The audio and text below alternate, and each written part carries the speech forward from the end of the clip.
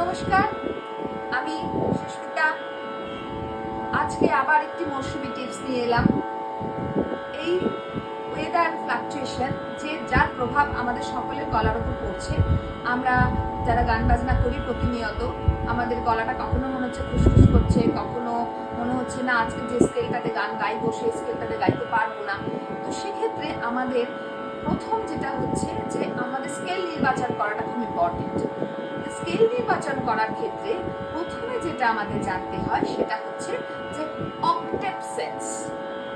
হারমোনিয়ামে যখন আমরা গান শিখি, হারমোনিয়ামে ধরি একটা জায়গায় পেন দিয়ে একটা কালো রিটকে বা কারো সাদা রিটকে সা বলে আইডেন্টিফাই করে দেওয়া হয় এবং চিহ্নিত রিটটার নিচের দিকে কিছু রিট থাকে, উপরের দিকে কিছু রিট থাকে।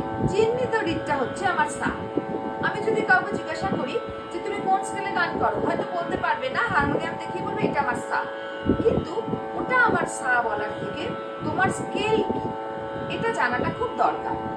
এটা জানতে গেলে সর্বপ্রথম যে বেসিক সেন্সটা থাকা দরকার আমাদের সঙ্গীত পরিবেশনের ক্ষেত্রে, আমরা যে কোনো গান গাই একদম নির্ধারিত, এটা একদম নির্ধারিত ভারতীয় মার্গ সঙ্গীতের ক্ষেত্রে যে আমরা যে কোনো গান করি আমরা মধ্য সপ্তক থেকে।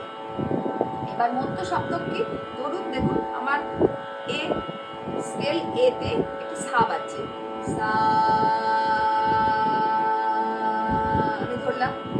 এবার দেখুন ওপরে নিচে যাচ্ছি, সা মিডল অক্টেভ, সা নি ধা পা মা পা ধা নি সা।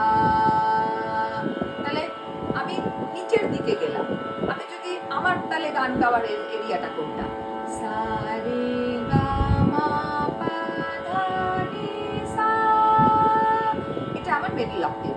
তাহলে তারপরে সা রে গা মা পা মা গা রে সা।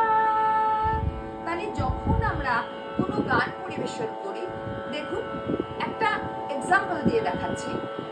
এখন সন্ধেবেলা একটা যে কোনো সন্ধেবেলার গান যদি আমি রাগ ইয়ামান কি বেহাগ যে কোনো একটা রাগ যদি আমি আপনাদের এক্সাম্পল দিয়ে দেখাই, সা নি রে গা মা পা গুরু বিনা कैसे गुण गावे, गुरु बिना कैसे माधा निधा पा माधा पा। অর্থাৎ মধ্য সপ্তকে সা, সা সা নি রে গা মা পা, মানে মধ্য সপ্তকের পা থেকে আমার গানটা পরিমাপ, নি রে গা মা পা মা মা ধা নি ধা পা মা ধা পা, অর্থাৎ মধ্য সপ্তকের পরিমা থেকে আমার গানটা শুরু হচ্ছে। এবার মধ্য সপ্তকের পরিমা থেকে আমার যখন গান শুরু হচ্ছে তখন আমার একটা সা নির্বাচন করতে হবে। সেই সা নির্বাচন করাটাই আমার স্কেল। আমি এটা সি শার্পে করতে পারি, ডি শার্পে করতে পারি, এ শার্পে করতে পারি, বি ফ্ল্যাটে করতে পারি, whatever it may be done, but still আমাকে কিন্তু একটা স্কেলের এক মিডল অক্টেভ থেকে গানটা ধরতে হবে। গুরু বিনা कैसे गुण गावे,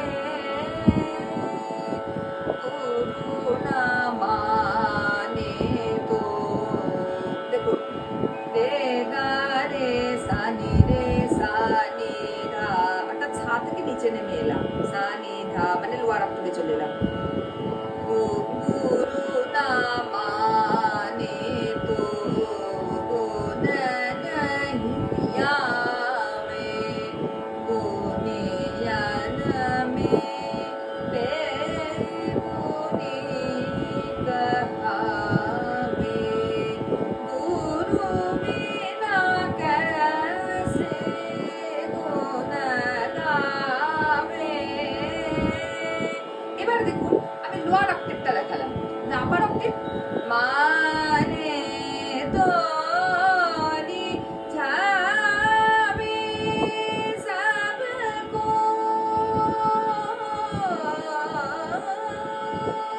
এই দেখুন মানে তো রি ঝাবে সবকো, মা গা মা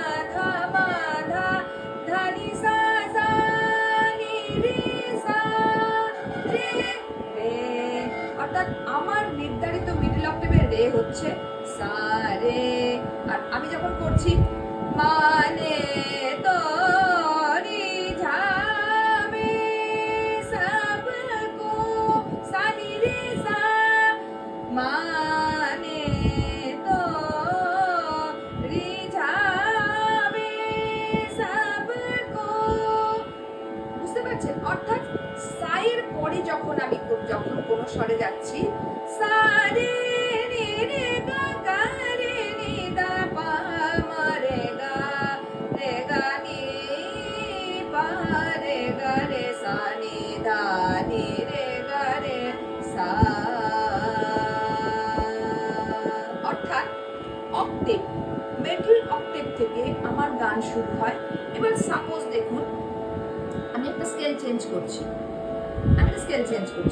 দেখুন এটা এ শার্প হয়ে গেল, সা, আমার মনে হচ্ছে গলাটা আজকে একটু বেটার, সা, আমার পরিমা থেকে আমার স্টার্টিং নোট, আমাকে প্রথম আইডেন্টিফাই করতে হবে কি আমার স্টার্টিং নোটটা কি, স্টার্টিং নোট আমার পরিমা, টিপ্রমা আমার স্টার্টিং নোট, তাহলে প্রথম আমাকে মনে মনে কি ভাবতে হবে, সা,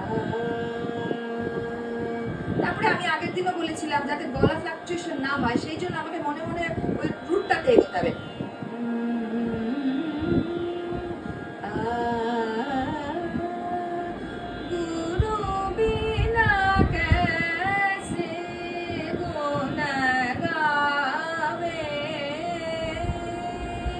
অর্থাৎ যে দুটি কথা আজকের দিনে মূল কথা সেটা হচ্ছে সঙ্গীত পরিবেশন করার সময় আমার ফার্স্ট লক্ষ্য রাখতে হবে, প্রথম নির্বাচন ক্ষেত্র হচ্ছে আমি কোন অক্টেভে গান গাইছি, 2 নাম্বার হচ্ছে আমি যে গানটা পরিবেশন করব সেটার স্টার্টিং নোটটা কি, তাহলে নোটটা মিডল অক্টেভের সা থেকে গা মা পা ধা নি যে কোনো জায়গা থেকে হতে পারে, সেই রেসপেক্টে আমাকে মা ধরে মা ধা নি ধা পা মা গা রে সা, অর্থাৎ সা থেকে নিয়ে সা পা সা, অর্থাৎ অক্টেভ এবং স্টার্টিং নোট, এই দুটি জিনিস যদি আমি খুব মাইনিউটলি খেয়াল করি তাহলে আমি আমার গানের পরিবেশনের ক্ষেত্রে যে কেউ বিগিনার্স হোক বা যিনি সঙ্গীত পরিবেশন করছেন তার স্কেল নির্বাচনটা